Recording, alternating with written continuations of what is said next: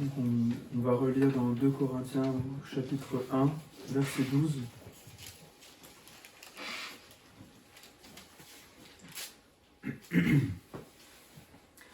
Car notre sujet de gloire, c'est le témoignage de notre conscience, que nous nous sommes conduits dans le monde et surtout à votre égard, avec une sainteté et une sincérité qui viennent de Dieu, non pas avec une sagesse charnelle, mais avec la grâce de Dieu. Nous ne vous écrivons pas autre chose que ce que vous lisez et reconnaissez. J'espère que vous le reconnaîtrez jusqu'à la fin, comme vous avez déjà reconnu en partie que nous sommes votre sujet de gloire, et vous le nôtre, au jour de notre Seigneur Jésus. C'est avec cette assurance que je voulais aller auparavant vers vous, afin que vous ayez une seconde grâce. De chez vous passer en Macédoine, puis revenir de la Macédoine chez vous, et me faire accompagner par vous en Judée. En voulant cela, ai-je donc usé de légèreté? Ou bien mes résolutions sont-elles des résolutions selon la chair, de sorte qu'il y ait en moi le oui et le non?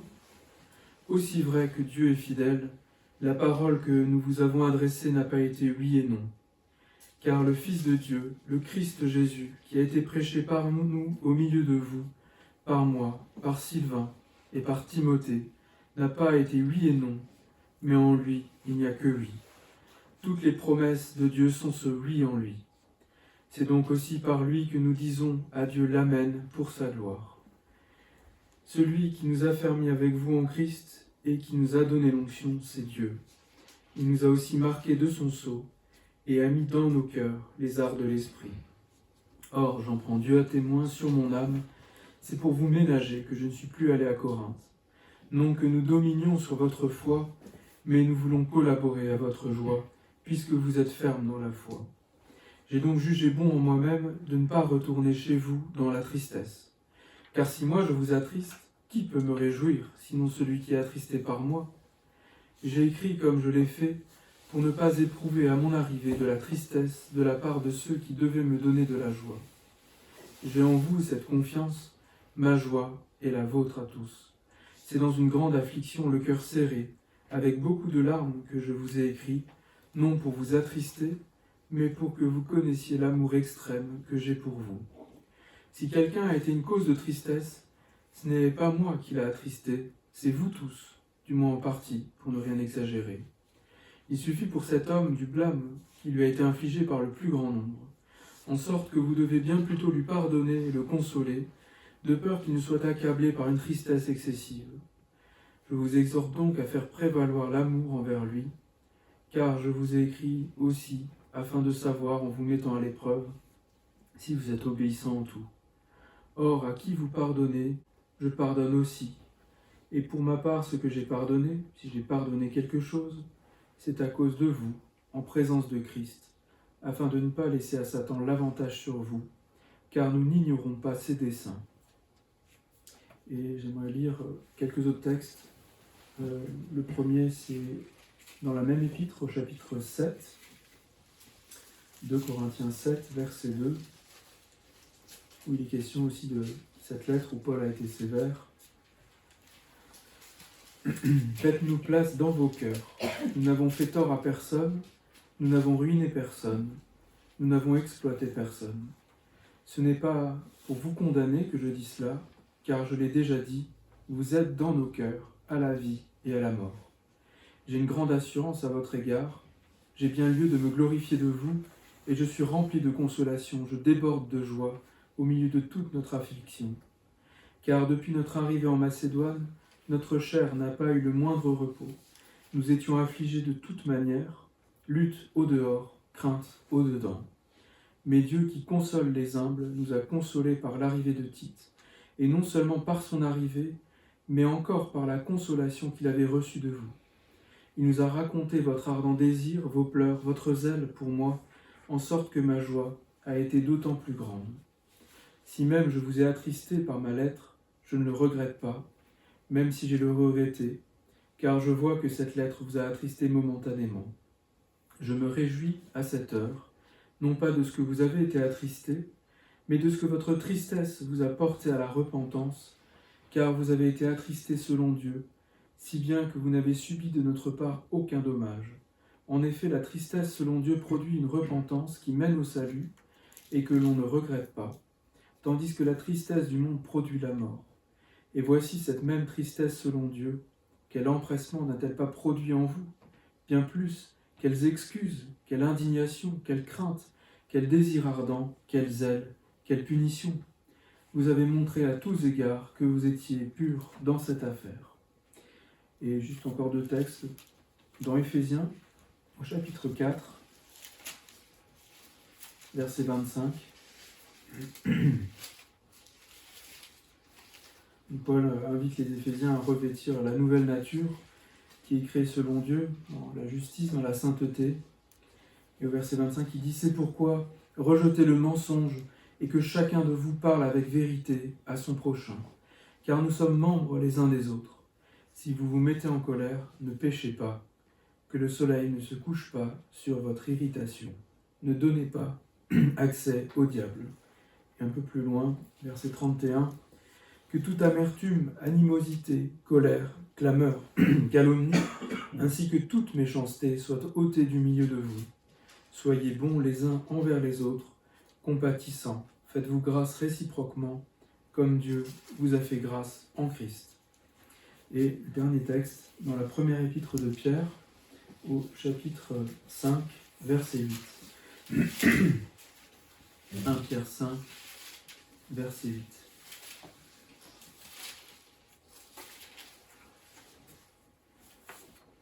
Soyez sobres, veillez. Votre adversaire, le diable, rôde comme un lion rugissant, cherchant qui dévorer. Résistez-lui fermement la foi, et sachant que les mêmes souffrances sont imposées à vos frères dans le monde. Jusque-là. On a vu que Paul avait changé ses plans et prévoyait au départ de passer à Corinthe en allant en Macédoine et de repasser une deuxième fois à Corinthe en rentrant de Macédoine avant d'aller à Jérusalem. Mais il a renoncé à ses plans et il explique dans ses chapitres pourquoi il a renoncé à aller les voir pour les ménager et il a préféré leur écrire. Et il semble que la lettre qu'il a écrite était assez sévère puisque c'est quelque chose qui relève à plusieurs endroits. Il a été sévère dans sa lettre et le but de sa lettre c'était de voir, c'est ce qu'on lit au chapitre 2, si les Corinthiens étaient fidèles à son enseignement, si ceux qui l'avaient conduit au Seigneur recevaient sa parole et qu'ils recevaient cette parole d'apôtre qui n'était pas oui et non, mais qui était oui en Christ, qui était une parole qui attestait, qui certifiait toutes les promesses de Dieu, et donc une parole qui n'était pas le fruit d'une inspiration humaine, parce qu'on l'a vu dans l'homme, il y a ce oui et ce non, cette hésitation permanente qui transporte l'homme à des options différentes en fonction de son humeur, en fonction de ses intérêts, mais que la parole que Paul avait donnée était uniquement oui en Christ. Et en fait, donc Paul écrit à cause de ce qui se passe à Corinthe, et le texte du chapitre 2 est assez flou. Il n'est pas expliqué la raison de la lettre sévère de Paul. Il est question de quelqu'un qui a offensé, de quelqu'un qui a fait quelque chose de grave, de la réaction aussi de la communauté, qui a écouté les instructions de Paul et qui a été sévère avec cet homme, qui a eu infligé un blâme public. Donc il y a eu une offense, il y a eu un blâme, la communauté a écouté les instructions de Paul et elle a suivi ces instructions, on l'a lu au chapitre 7.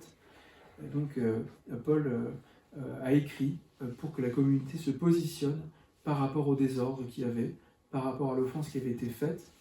Et je ne sais pas exactement de quoi il s'agit. Quand on lit un Corinthien, il est question de désordre de toute nature dans l'église de Corinthe. Et à un moment, quand Paul reprend les désordres, il parle aussi d'une position très ferme où il excommunie quelqu'un, puisqu'il parle d'un homme qui a une conduite qui est pire que celle des païens, qui vit avec une femme qui est celle de son père. Et donc Paul dit « Mon esprit et vous, nous sommes assemblés devant le Seigneur pour juger cet homme ». Donc il y a eu une extrême fermeté de la part de Paul. Et donc Paul, même s'il aime les Corinthiens, il le dit à la vie, à la mort, et il est très attaché à eux. Paul va user de sévérité envers eux parce qu'il les aime. Et ça m'a interpellé, cette attitude de Paul vis-à-vis des Corinthiens, parce qu'on voit que l'amour qu'il pouvait avoir pour ces hommes, c'était pas cet amour dont il est tout le temps question aujourd'hui, partout dans la société, une sorte de tolérance mielleuse et sucrée, qui supporte aucune contradiction, qui supporte aucun reproche, et qui s'arme d'énormément de modes et de sanctions juridiques pour dénoncer tout ce qui va contre cette tolérance. L'amour que Dieu a pour les hommes et que l'apôtre avait pour les Corinthiens n'est pas de cet ordre-là. L'amour de Dieu pour les hommes, c'est un amour qui est juste, et on le voit quand Dieu envoie Jésus-Christ dans le monde. C'est des versets qu'on connaît très bien, mais quand Dieu envoie Jésus, c'est dit: Dieu a tant aimé le monde qu'il a donné son Fils pour que quiconque croit en lui ait la vie éternelle ne périsse pas. Et dans l'amour de Dieu qui se manifeste en Jésus-Christ, c'est pas un amour qui est mielleux et sucré vis-à-vis des hommes, et on l'a lu dans Galates ce matin. Dieu arrache les hommes au péché, et l'amour qui se manifeste par Jésus-Christ, c'est un amour qui n'exclut pas la justice et qui n'exclut pas le jugement. Si Jésus est venu, c'est pour sauver les hommes, que ceux qui périssent aient la vie éternelle, et donc il est bien question de périr, d'avoir la vie éternelle. Et donc l'amour de Jésus, l'amour qui est manifesté par lui, cet amour de Dieu pour les hommes, c'est pas un amour très tolérant, qui est absolument uniforme, etc., où on ne reproche rien.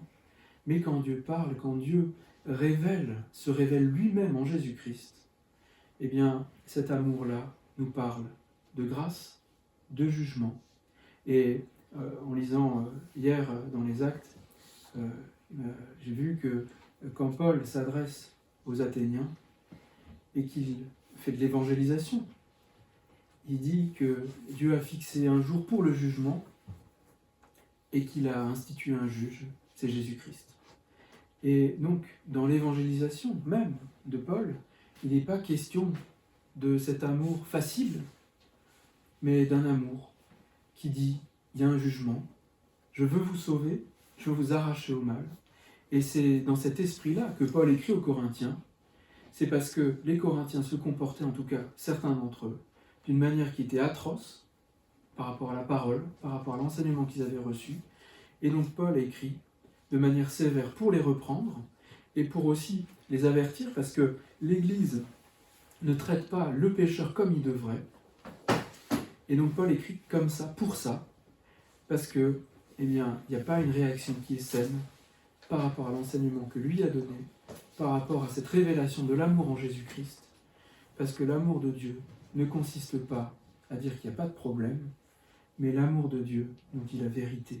Dieu, quand il parle avec vérité, avec justice, avec amour. Il dit le péché, il reprend le pécheur et il le sauve. Et c'est comme ça que Paul parle aux Corinthiens, c'est comme ça qu'il leur a écrit. C'est pour que le péché soit dénoncé, pour que le blâme soit manifesté, cette réprobation de l'Église par rapport au péché. Dieu aime le pécheur, il va le chercher, mais il désapprouve son péché et il veut qu'il s'en sépare. Et c'est comme ça que Paul écrit aux Corinthiens. Il voulait que les choses soient claires, par amour pour eux, par amour aussi pour l'œuvre de Dieu, parce que Paul, dans tout ce qu'il fait, et c'est très marquant, il se tient devant Dieu, et il a ce témoignage de bonne conscience qu'il s'est conduit dans le monde et à l'égard des Corinthiens avec une sainteté, une sincérité qui viennent de Dieu. Il n'écrit pas autre chose que ce qu'il pense et ce qu'ils peuvent lire, c'est clair, et il parle comme ça. Et ça nous place devant ces questions de discipline dans l'Église qui sont douloureuses, parce que, eh bien, il y a quelque chose qui est dit de la part de Dieu, qui est nécessaire, visiblement, puis puisque l'apôtre insiste dessus, il écrit une lettre sévère, et les Corinthiens devaient le recevoir, et devaient agir en conséquence avec la parole donnée. Discipline qui est exercée dans l'Église, mais une discipline qui ne conduit pas à la mort, qui ne conduit pas à la fin pour le pécheur, mais qui doit conduire au salut. Et ça nous place devant toutes nos limites, parce que, naturellement, quand on veut prendre position contre quelque chose, eh bien, on use de violence, ou alors on est incapable de prendre position, parce que nous-mêmes, eh bien, on se connaît. Et souvent, quand on est confronté au péché dans l'assemblée, eh bien, c'est difficile de dire quelque chose, de reprendre. Parce que soi-même, on est pécheur et on a bien conscience que sans la grâce de Dieu, c'est perdu. Et c'est quelque chose qui, souvent, nous place dans une difficulté. C'est que Dieu aime, on doit aimer à sa suite, mais Dieu parle aussi, et Dieu reprend. Et on ne peut pas être conciliant avec le péché, même s'il faut aimer le pécheur. C'est quelque chose qu'on sait tous, mais quand on y est confronté, eh bien c'est toujours délicat. Parce que certains n'ont pas beaucoup de sensibilité, et quand il y a des désordres dans l'Église, il y en a parfois qui se lèvent avec énormément de haine, et dans un esprit pharisien, pour trancher, pour couper, pour arracher, parce que, eh bien, parfois ils oublient un petit peu qu'ils sont aussi pécheurs, et que si Dieu n'usait pas de patience envers eux, eh bien eux aussi seraient retranchés. Et ça, c'est quelque chose de terrible. Et l'homme est comme ça. Il oscille d'un à l'autre. Il oscille de cette attitude vis-à-vis du péché qui est de l'accepter parce qu'on est pécheur, à cette attitude qui consiste à le réprimer sévèrement, mais sans grâce, sans amour. Et le Seigneur Jésus et l'apôtre Paul à sa suite ont tracé un autre chemin qu'il est bon d'entendre et sur lequel on a appelé à se calquer et chercher de tout cœur à marcher de la même manière. C'est ce chemin de grâce, de vérité, où la vérité est dite dans l'amour, le péché est dénoncé, il peut être même blâmé. On peut même demander à quelqu'un d'arrêter de participer à la communion des frères pendant un temps à cause du péché, pour l'avertir, mais avec amour. Parce que le but, c'est la repentance. Et je trouve que ces textes sont très instructifs, parce que Paul dit que s'il a pardonné, eh bien, c'est à cause de vous, en présence de Christ, afin de ne pas laisser à Satan l'avantage sur nous, car nous n'ignorons pas ses desseins. C'est quelque chose qui m'a beaucoup parlé, parce que souvent quand on pardonne, on aimerait bien pardonner parce que l'autre s'est bien excusé auprès de nous, parce qu'il a fait amende honorable, qu'il a fait son chemin de croix, qu'il s'est bien repenti, et qu'il a bien expliqué en quoi il avait péché, et en quoi il avait été désagréable. Et souvent on aimerait bien que cette personne le fasse pour nous, et aussi pour tous ceux qui ont été un peu concernés par son péché. Et on voit que l'apôtre Paul n'a pas été témoin de la repentance de cet homme. Parce que, eh bien, il n'était pas là. Mais il dit, si vous pardonnez, si vous lui avez pardonné, mais je pardonne aussi. En présence de Christ, à cause des desseins du diable. Parce que le diable peut utiliser aussi la discipline pour accuser et pour faire mourir. Et notre part en tant que croyant, c'est de ne pas entrer dans cet esprit de pharisien qui tranche et qui accuse, mais d'exercer la discipline avec amour. Parce que l'autre qui est discipliné peut être tellement accusé qu'il va perdre la foi, qu'il va perdre pied, qu'il va se laisser emporter par le jugement et l'accusation. Et ce n'est pas le but de la discipline, mais le but de la discipline, c'est toujours la réintégration dans l'amour, dans la grâce, dans la foi, dans l'œuvre de Dieu, toujours. Et c'est pour ça que Paul pardonne. C'est en présence de Christ, parce que les Corinthiens ont pardonné à cet homme. Ils l'ont repris, ils l'ont discipliné, la communauté a blâmé, puisqu'il est question du blâme qui lui a été infligé par le plus grand nombre. Et ça, cette expression-là, dans l'Ancien Testament, en tout cas dans la traduction grecque, c'est la communauté. Le plus grand nombre, c'est la communauté. Donc le plus grand nombre à blâmer, c'est la communauté par ses représentants, par les ministères, ont blâmé. Mais ils ont pardonné. Et Paul, à cause du pardon qui a été donné par ces hommes, eh bien, pardonne aussi à cet homme. Donc il n'y a pas satisfaction d'une justice personnelle là-dedans, absolument pas. Le but, c'est de voir si les Corinthiens étaient fidèles à la parole donnée par l'apôtre. Et aussi, eh bien, le but, c'est la grâce de Dieu et que ceux qui ont été disciplinés échappent à l'accusation et à Satan. Et ça, c'est quelque chose qui doit nous instruire, parce que souvent, quand on ne pardonne pas, c'est parce qu'on a été blessé, c'est parce que notre justice personnelle n'est pas tout à fait satisfaite. Et la justice de Paul dans cette affaire ne devait pas être satisfaite, parce qu'il avait été offensé par l'attitude de cet homme, et d'autres sans doute, par peut-être le fait que les Corinthiens n'avaient pas réagi à l'attitude de cet homme. Donc Paul était mis sur la sellette en tant qu'apôtre. C'était ses enfants dans le Seigneur. Ils avaient conduit de la mort à la vie. Et donc il était mis en défaut. Mais quand les Corinthiens pardonnent, lui aussi pardonne. Et il n'y a pas de place dans ces questions-là pour la satisfaction de notre justice.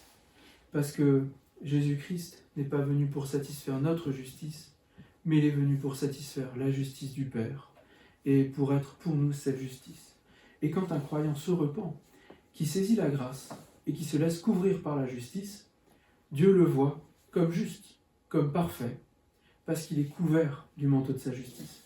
C'est presque déjà le cas dans la révélation qui est donnée dans l'Ancien Testament, quand le faux prophète voit la communauté d'Israël qui vient de pécher, qui vient d'offrir des sacrifices avec le veau d'or, etc. Et que dit Balaam? Il dit « Je ne vois rien d'horrible en Israël », parce que quand le peuple, quand l'individu est couvert par la justice de Dieu, par la justice manifestée en Christ, eh bien il n'y a plus rien. Et qui sommes-nous pour avoir un autre regard que celui-là, pour avoir un regard plus sévère que celui de Dieu? C'est un grave danger, parce que ça va conduire à se ranger du côté du diable. Toutes les fois qu'on use de plus de sévérité que Dieu, en voulant être ferme par rapport au péché, en voulant être sévère, eh bien, on fait l'œuvre du diable, cette œuvre d'accusation qui désespère et qui décourage, et on sort du champ et du camp de la grâce qui nous-mêmes nous couvre, nous sauve et nous justifie. C'est pour ça qu'il n'y a jamais de place dans ces questions-là pour la satisfaction de la justice personnelle. À qui vous pardonnez, je pardonne aussi en présence du Christ, parce que nous n'ignorons pas les desseins de Satan. Et Paul avertit par rapport à ces desseins de Satan. Il parle dans Éphésiens de cette réalité. Ne vous endormez pas en colère, parce que c'est ouvrir une place pour le diable. Si vous vous mettez en colère, ne péchez pas, que le soleil ne se couche pas sur votre irritation, ne donnez pas accès au diable. Donc il y a bien une réalité. Si je m'irrite, et aussi dans ces questions-là, si mon regard est inspiré par la colère, par la vengeance, et que je m'endors dessus, que j'accepte de le garder, eh bien, je donne place et champ d'action au diable. C'est vrai de manière personnelle, pour les griefs qu'on peut avoir, mais c'est vrai aussi pour les questions d'église, de pardon, de discipline. Je ne peux pas garder colère quand l'autre s'est repenti, quand l'autre a demandé pardon. Et si l'autre ne s'est pas repenti avec moi, que m'importe? Si vous pardonnez, je pardonne aussi. Et ça, c'est des choses qui sont vraiment importantes, parce qu'il n'y a pas de place pour la satisfaction personnelle. Et la parole nous invite à faire prévaloir l'amour envers un homme comme ça. Et cet amour-là qui prévaut, c'est l'amour du Seigneur Jésus. Et on a besoin d'ouvrir son cœur à cet amour-là, pour nous-mêmes et aussi pour les autres, tout le temps. Parce que l'amour de Christ doit prévaloir dans nos vies, et toute notre vie doit être conduite et inspirée par cet amour. Il y a bien des choses à dire, je l'ai dit, c'est pas cet amour qui ressemble à rien, qui est tolérant, mais c'est un amour qui parle de la part de Dieu, avec vérité, avec justice, mais qui n'a pas pour but de mettre à l'échafaud, qui n'a pas pour but de réclamer la tête du condamné. Ça, c'est l'esprit des procureurs qui réclame la tête du condamné. C'est l'esprit qui anime parfois la justice des hommes par rapport aux péchés grossiers qui sont dénoncés avec force dans notre temps. Et ça fait du coupable un homme qui n'a plus droit à rien. Et même quand il est emprisonné parce qu'il a commis ces péchés horribles pour la société, même là encore c'est double peine, privé de liberté et torturé par des autres criminels. C'est horrible. Qu'il n'en soit pas comme ça dans l'Église, mais que l'amour prévale. Et à chaque fois que je me pose ces questions, à chaque fois qu'il y a eu péché, qu'il y a eu scandale, il y a eu peut-être des choses qui ont troublé l'ordre de l'Église, peut-être il y a eu blâme, peut-être il y a eu sanction, mais que le Seigneur marque nos cœurs, qu'il habite dans nos cœurs avec son amour, sa grâce, pour que ce soit l'amour qui prévale, et qu'à chaque fois, on soit ramené à l'amour de Dieu en Jésus-Christ, et qu'on se contente que la justice de Dieu soit satisfaite. C'est quelque chose qui va à l'encontre de tout ce qu'on peut attendre, de tout ce qu'on peut espérer, et on a tous besoin, à ce niveau-là, d'être instruits. Je crois, moi le premier, j'ai besoin d'être instruit par la grâce de Dieu, qui n'est pas un esprit de parti, ou quand on a offensé le parti, il n'y a plus de place, mais un esprit de grâce qui intègre toujours celui qui se repent et qui cherche les brebis perdues. Celles qui se sont égarées à cause du péché, celles qui sont tombées parce que Satan est là, il rôde comme un lion. Et ceux qui ne sont pas dans le troupeau parce qu'ils se sont éloignés par le péché, ils sont menacés. Les images qui sont données dans le Nouveau Testament, c'est celle de la bergerie, de l'enclos. Parfois, on ne supporte plus d'être dans un enclos. Et c'est comme Paul le dit, on a l'impression qu'on domine sur notre foi. Mais Paul dit, on n'est pas là pour dominer sur la foi, mais pour collaborer à la joie. C'est dans l'enclos de la bergerie, au sein du troupeau, qu'on est protégé. Parce qu'en dehors du troupeau, il n'y a plus de protection. Une brebis qui traîne, déjà, quand des loups rôdent, il y a menace. Quand le berger est parti se reposer, il y a menace. Mais alors une brebis qui est toute seule, qui a plus d'espoir parce qu'elle n'est plus dans le troupeau, elle est vraiment en danger. Et le diable est là pour arracher, pour prendre et pour mettre à mal l'œuvre de Dieu. Parce que le diable combat l'œuvre de Dieu sur terre. Il a été vaincu à la croix, mais tant que nous sommes sur terre, il y a menace. Et c'est au sein de l'Église, dans la vérité, dans l'amour, dans la justice, et couvert par la grâce de Dieu, qu'il y a une espérance pour nous, celle d'être gardé persévérant jusqu'à la fin, et d'être trouvé dans une justice qui ne vient pas de nous, mais qui vient de Dieu. Et c'est comme ça qu'on fait prévaloir l'amour, on fait grâce. Si j'ai été offensé, tant pis. Si la grâce de Dieu est là, si le péché a été confessé, si Dieu a agi dans le cœur de celui qui s'est éloigné, tant mieux. Et tant pis pour mon offense. Je ne suis pas au-dessus de la justice de Dieu, je ne suis pas au-dessus de la justice de Christ, et pire que ça, je pourrais mettre en danger ceux que je veux asservir à ma propre justice. C'est des choses qui nous instruisent, et c'est des choses qu'on est appelé à chercher, parce que le cœur naturel de l'homme exige la vengeance, exige la justice, la vendetta. Mais le cœur du croyant, qui a été régénéré à l'image de Dieu par Jésus-Christ, par son œuvre appliquée par le Saint-Esprit dans nos cœurs, le cœur du croyant va s'appliquer à aimer la justice du Seigneur pour lui et pour les autres. Je propose de prier pour terminer.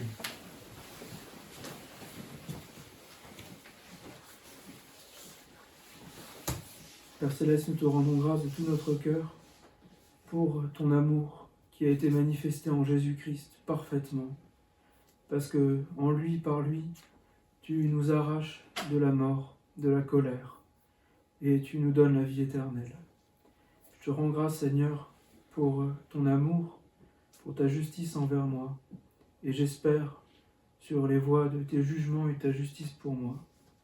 Je te prie encore d'ouvrir nos cœurs à chacun, pour que nous vivions de ton amour à toi, cet amour qui est juste, qui dénonce le péché, qui aime les pécheurs. Je te demande pardon, Seigneur, pour les fois où j'ai voulu mettre ma justice au-dessus de la tienne, avec orgueil, avec bêtise.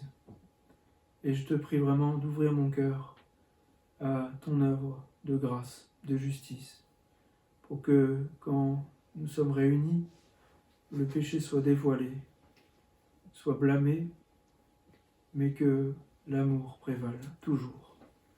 Seigneur, s'il te plaît, garde-nous de faire l'œuvre de Satan, qui accuse, qui rôde et qui arrache pour mener à la mort. Donne-nous, Seigneur, de faire ton œuvre à toi, cette œuvre d'amour, de grâce, de justice. S'il te plaît, aie pitié de nous, tu connais nos cœurs. Tu sais qu'en nous, il y a toujours oui et non, toujours volonté d'être satisfait dans la justice. Mais nous soumettons à toi de tout cœur et nous nous rangeons à ta justice d'amour et de grâce. Te prions, Seigneur, de changer nos cœurs, d'avoir pitié de nous et de nous instruire, pour que toujours la justice qui est la tienne prévale et que ton amour soit exalté, soit chanté, soit vécu au sein de l'Église. Seigneur, il est question de cet amour qui est dans l'Église au milieu des frères, qui est un témoignage pour le monde. Et te prions de nous accorder cet amour, de le faire grandir dans nos cœurs, de le faire fructifier dans l'assemblée. S'il te plaît, aie pitié de nous et bénis-nous ensemble pour ta gloire. Au nom du Seigneur Jésus. Amen.